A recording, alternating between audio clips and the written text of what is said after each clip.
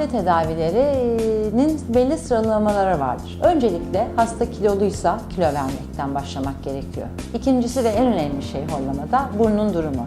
Burun kemiğinde eğrilik varsa ve burundan herhangi bir şekilde eğrilik haricinde nefes almayı engelleyen bir problem varsa bunların öncelikli olarak ameliyat edilmesi ve geçirilmesi gerekmektedir.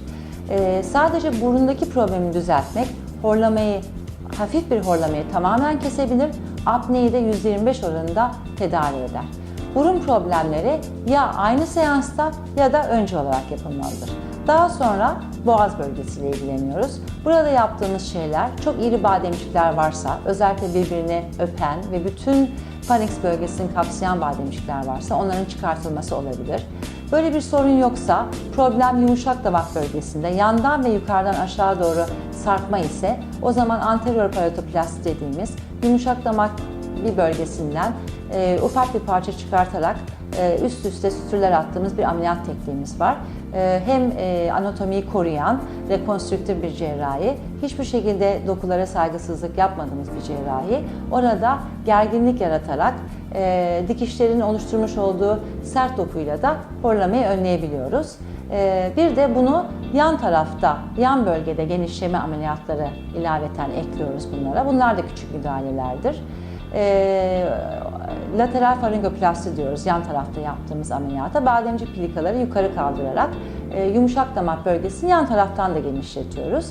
Yani hem yukarıdan hem de yandan açmış oluyoruz o bölgeyi.